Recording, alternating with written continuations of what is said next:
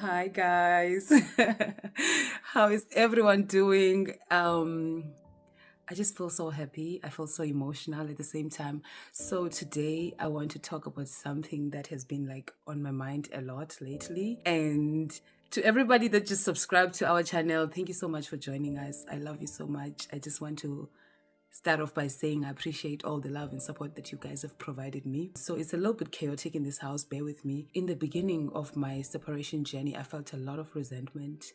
I felt upset. I do a lot of reflecting, and most times, I do feel sad and feel like I want to go back and, give myself a hug or tell myself that I didn't have to try so hard. Go back and yell at myself for handling a situation a certain way or, being someone that I'm not proud to be right now. I do acknowledge all those feelings, right? Because it's all part of my healing journey.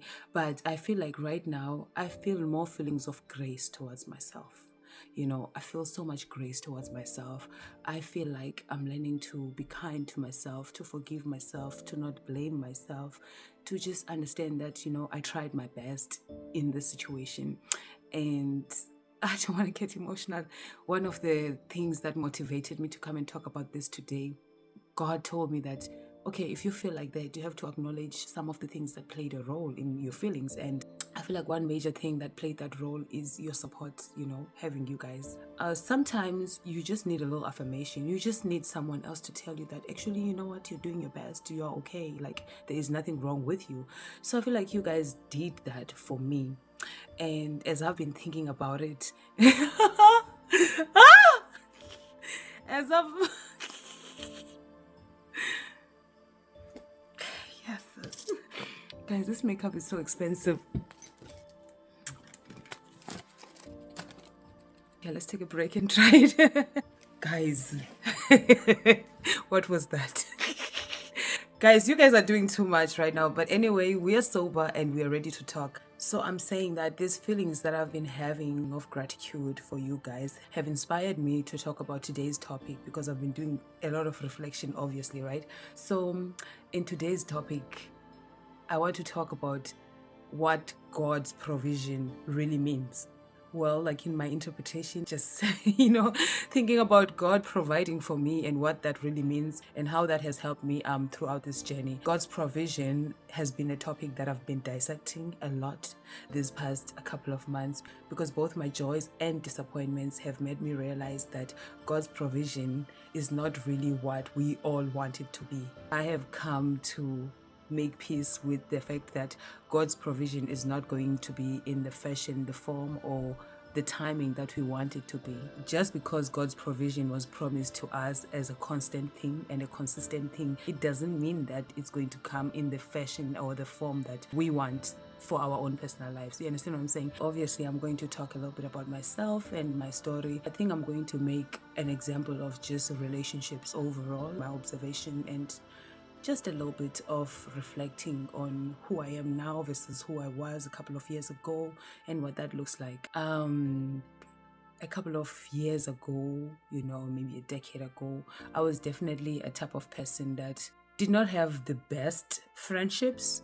I did not have the closeness, the loyalty, the authenticity, the feeling like someone has your back. I was often insecure in friendships.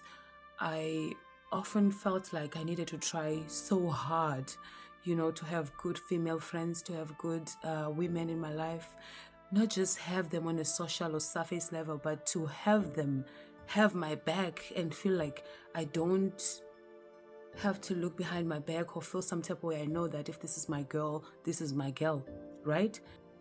Over the years, I had to also ask myself, why is it that I get attracted to people who make me feel like I have to try too hard or who make me feel like I don't deserve their love, support, and showing up the way that I do for them?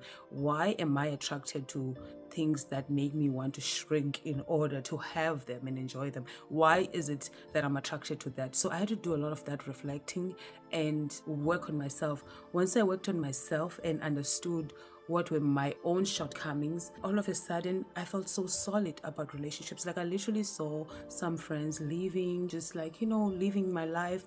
And it was not in a way that is giving fight, I hate you. But no, it was just like removal that actually brings peace into my life. People that I feared losing, relationships that I was so protective of, that I was trying to sometimes even keep going through, sucking up, overcompensating, emotionally being drained, giving of myself alone without reciprocation. It was those kind of relationships. They left, and then I realized that the healing means that I have created a room for a new thing, for a healthier thing, where I no longer have to compromise in a way that breaks my soul in order for me to feel the bare minimum in a relationship. Do you understand? So these past couple of years, I feel like the friendships that I have, the female friendships, I'm so blessed. I think when it comes to female friendships, especially when I got married, I was never that type of a girl who's like, oh, I'm getting married now, I'm with the man, I'm no longer with you, single girls. Now the single girls are welcoming me back, baby, because you know what? They know that the girl been loyal to them. So, I was definitely never that girl. I love my girls. If anything, some of girls that were in my life, I feel like there's people for me after my wedding, I just saw like change. And I'm like out here trying to keep the relationship. I'm the one who's reaching out. I'm like, hey, let's do this. Let's hang out. And then they're like, oh, you married. I'm like, why are you deciding for me? Because me being married, I don't think it changes the dynamic of our friendships. But I realized that, over time, it was not even that. They didn't really want me in their life. So I just had to let it go and stop forcing it. You understand? But all I'm trying to say is that I have been consistent and intentional in investing in my female friendships, even when I was married as a woman. And I'm proud of myself for that. I've always been for other women. You see how I got cancelled, sweetie? Some people were canceling me, talking about, oh, when you were married to Nigeria, you said you don't like us. You said South African men. Oh. I hear everything that they say, as long as they don't say you said you hated women. I don't give a damn about what these men are saying, my dear. They can compete on each other and fight alone in those comment sections, because as long as nobody is writing about me or somebody's making videos about me, say, remember when you were laughing at other women, remember when you said other women were divorcees, remember because that's not the woman that I am. So I only pride myself in the woman that I am. I don't give a damn about what men say about me. Like I've always been for other women. You're probably asking, Ntebo, what does that got to do with provision? Let's dive into it. Now, in a traditional form, what does provision look like? Provision looks like attaching the provision itself either to a person, to a season, and to a tradition. I'm going to make an example about emotional support. We fail sometimes in our relationships because when we are married or in relationships, we attach God's provision of emotional support to the people that we are in the relationships with. You understand what I'm saying? If now that person is not capable or enabled to provide that for you, because you have attached provision itself to the person, then you feel like you do not have provision at all. You feel like you are not being provided for at all. You understand? That is attaching provision to what?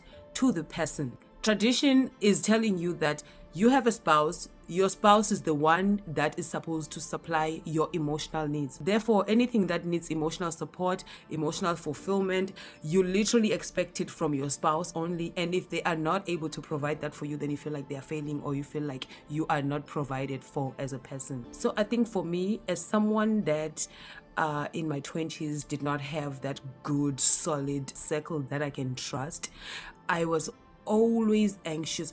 I always felt the need to finally find my partner, to finally find my man.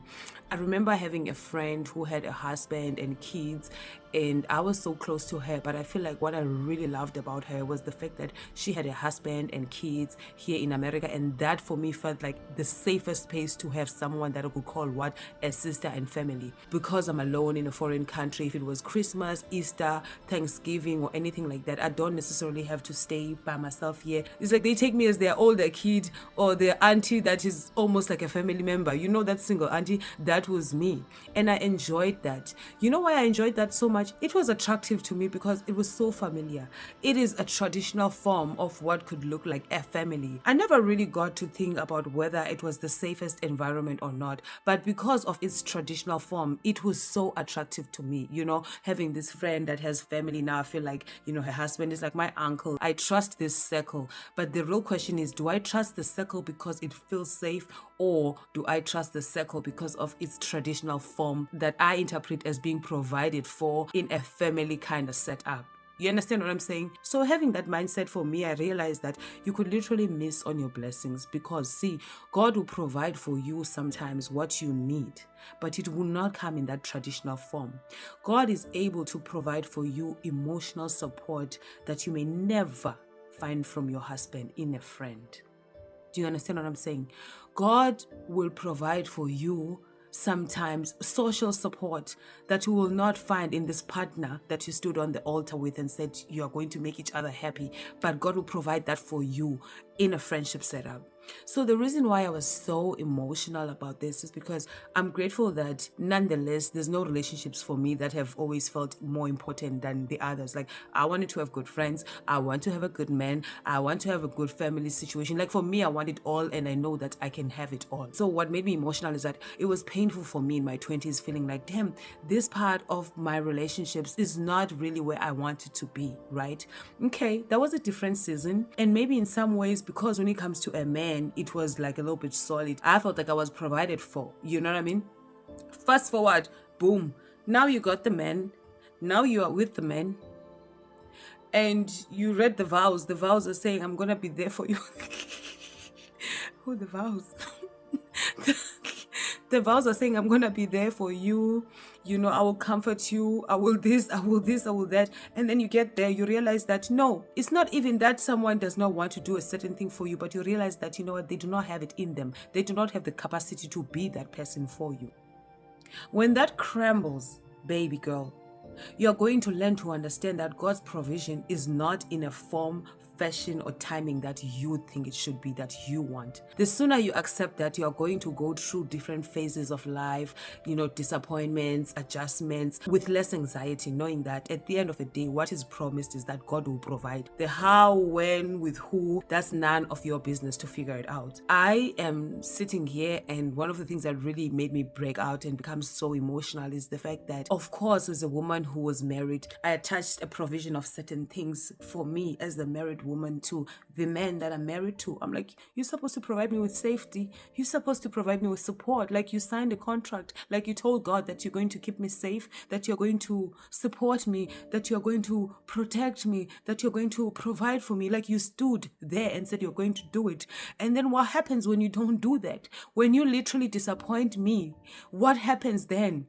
It is then that I see God's provision different in my life, because all of a sudden, the friends, the girls, the women that I thought I was always insecure about relationships with, maybe not these particular women, but the idea of those women being everything that I need, and maybe the only thing that I need at that particular moment in my life, is coming to life. I'm seeing that in those women. I'm seeing God providing for me. I'm seeing God providing me with protection. I'm seeing God showing up for me in so many ways. I'm taken care of. Yet the one person that signed up for certain duties in my life is not there. You know what I mean? They broke the promise. They're not doing that. But guess what? Because they're not doing that, it doesn't mean that that is not being done. It's still getting done.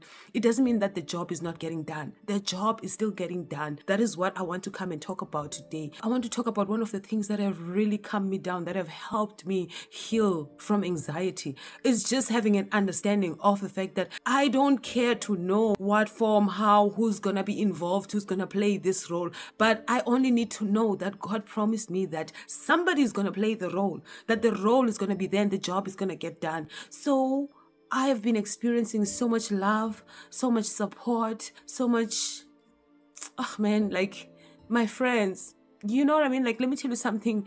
We as women, we are getting to a very beautiful place in life, and I'm just so proud of us. I'm so happy that I've always been woke to women and, the progress of our healing and how we're evolving in society, because at the end of the day, see, as a woman, if you're not for other women, that's not a good thing. You don't want to be left in the train, because we need each other.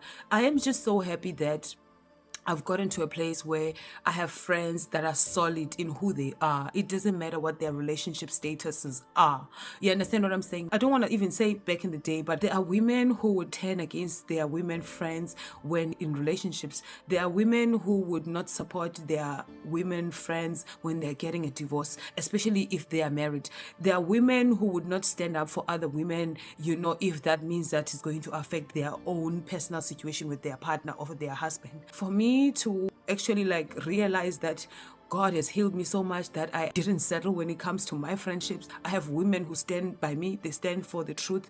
I didn't want, as a married woman, to be in a circle of women friends that were pygmies.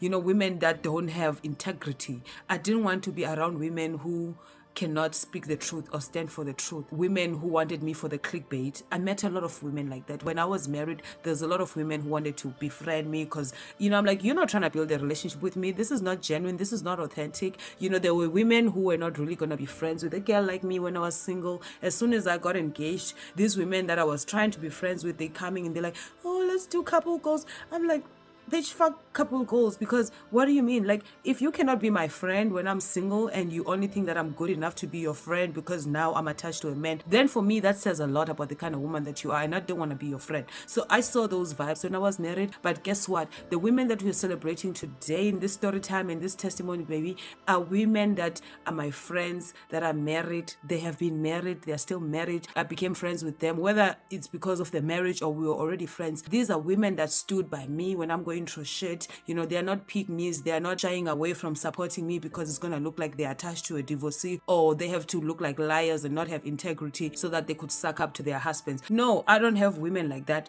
I'm so grateful to see how the women in my life have been showing up for me, have been consistent in supporting me, in loving me, and being the same women that they were to me when I was with the man. They are still solid women in my life. Now, this goes both ways, even with me too. See, now that I'm going through everything that I'm going through, I have to understand that my friends and my female friends and their relationships, they still need to be fueled with love, support, and everything. I have to be very mindful of my healing journey and separating my healing journey from the reality of other people's lives. Guys, let's learn to live with other people's happiness, even if we are not in our happy seasons. You understand what I'm saying? I don't ever want my friends now to feel like, oh my God, the divorced one. When they jump on a call, the divorced one is so mad.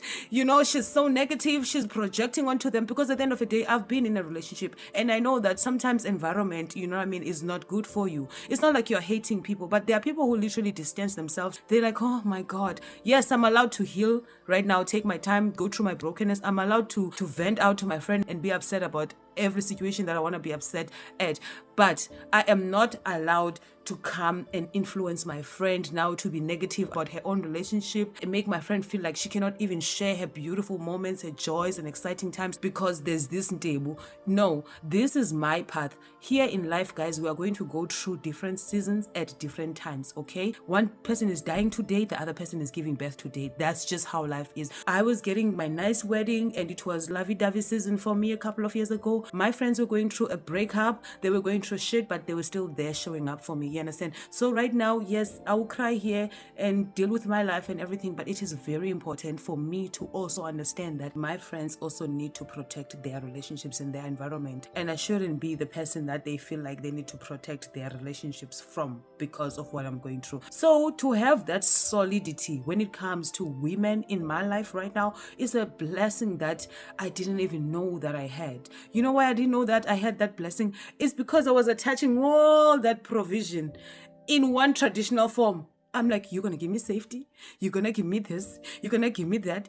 Now the person is gone, but I still have all of that. I have it through the women in my life. I have it through the women on my social media. I have it through you guys. Sometimes you need the courage to just get to the next project. And I get that courage just from a comment from another woman on my social media. I don't even know where you live. I don't know if we'll ever meet. Do you understand what I'm saying? But you took time to type and motivate me and encourage me. And because of the things that you said to me, I was able to look at myself differently. Isn't that God's provision for us, guys? For me, like, I've come to terms with that. And because I've come to terms with that, I'm just so chilled. You should see how delusional I am sometimes with things. A lot has been happening. I'm like, actually, I don't know. How's tomorrow going to happen again? I feel like I'm just a spoiled little God's brat. I'm a brat in God's eyes because I'm just like, well, Lord, I talked to you about this. I'm going to go to sleep now because I'm tired. So, what are you going to do, God? I pray, I talk to God, and then I wake up, the thing is happening, the thing is done, or there's a plan, or I have new strength to pursue it tomorrow. That is God's provision. I didn't know that I had that because I was attaching that provision or being provided for in that way to a particular person because that's what tradition has told me. Now, I'm sure you're wondering, why is this important to talk about? Guys, there's so many reasons why this is important to talk about. It will not just help us heal from anxiety. It definitely will, one, lessen our anxiety. Because see, if you realize most of the worry is not because the thing is not going to happen. Most of the worry is how it's going to happen. So once we just remove the wondering about the how, I think we are going to have less anxiety. That's number one. Number two, why this is important. This is important so that we become more realistic, guys, about life. Okay? We need to... I'm so scared of being realistic about life. I have faith in God. There are things that I want from God. There are things that I've always wanted for myself that I will never give up on. You understand? Including having a good partner. I will have a good partner. I will. You understand what I'm saying? I don't know how it's going to happen. I've not decided that I'm not going to have a good partner. I don't think so, guys. No, guys. But guess what? We said we want to be what? To be realistic. You understand? This whole provision of God, I also need to get to a point where I understand and accept and have fulfillment, live a beautiful life. If it so happens that Ntebo is a baddie, a rich auntie at 50, she's still got no man. Because I talk too much. She's still got no man. What's going to happen then? I have to also understand that, you know what, maybe the women who have men, who will have men and children and everything, maybe they won't have good friends that they can trust and count on like me, but maybe I will not have the men and the children and everything, but I will always count on my friends to show up for me. God is still going to be consistent. He is still going to be providing. He is still going to be there showing up for us either way. It's important for us to talk about it. What if certain gifts that God has given you are gifts that need you to live life without a romantic partner or a husband or a wife? What if? What are you going to do then? Are you going to sit and be miserable every day and think that you don't have emotional support because it does not come from a romantic partner? No. Some of us are not going to get married and have that. Maybe we are going to end up being single. How are you going to enjoy emotional support? How are you going to live with it and understand that, you know what, I may not have a child, but I still am able to be a mother to someone else's child? How are you going to be able to live with the fact that I may not have a husband, but I have friends that will die for me, even better than some women that have husbands? I'm talking about this because I feel like some of us need to start confronting that reality. The third and the last reason why I decided to speak on this is because you know now, this man, there's no man in the market. I think there's one for me though. Let me tell you that. Just one. God knows I'm not asking for too much. I think there's one for me. But my dear, let's just be real now.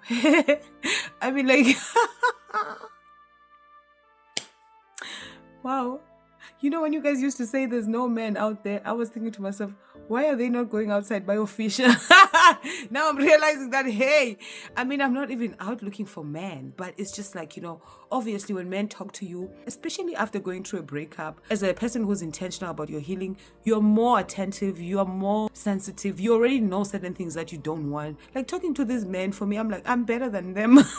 Sometimes I'll be feeling like I'm better than them, you understand? And then that makes me feel like, damn, this is another reason why I could end up having to realize that the emotional support that I think needs to come from this person or the social support is not going to come through the person. It's not going to come through the traditional way that I think it should come through, which is the man. Maybe it's going to come through my TikTok followers. And I have to be fulfilled by that. In order for me to live a life where I'm fulfilled and happy, I have to accept that. So, I don't know. Let me know. Are you ready for whatever the outcome of your life is? Are you ready to accept and love that life of yours no matter how it turns out? Do you have faith that God will always provide for you even if things don't move in this traditional form that you wish for in your life? If you did get this provision through the traditional form of having a partner for emotional support, do you think you'd be entirely happy and fulfilled? Is that enough to fulfill you as a person? That's what I wanted to talk about today. I hope you found this video very valuable. I hope this video is giving you an opportunity to reflect and face reality on so many things. This has been like an emotional episode to record for me because I think I really downplayed just your love and support. Now I'm like, damn, through these women and these people that I don't know, man, I'm standing. Through my girlfriends, I'm standing. I'm like, wow, you know how much I sucked up in my 20s to be a good friend. Now I'm just myself and I'm seeing women that are like, Ntebo, I stand with you. I'm here for you. Nobody's going to touch you. That is everything. I didn't have all of that in that marriage where I signed up to have it. And realizing that sucks. It really sucks. It means that I have attached God's provision to certain traditions, people, timing, and all of that. But God's provision is consistent. It doesn't matter how it comes to you. Okay, babies, I love you so much. Please don't forget to subscribe. Just send this to someone, inspire someone. Can you please ask a friend or somebody to come visit us in this house? I so appreciate you being part of this house, taking time to engage on the comment section, listening to me and motivating me throughout this journey. I love you and appreciate you so much. See you on the next episode. Bye.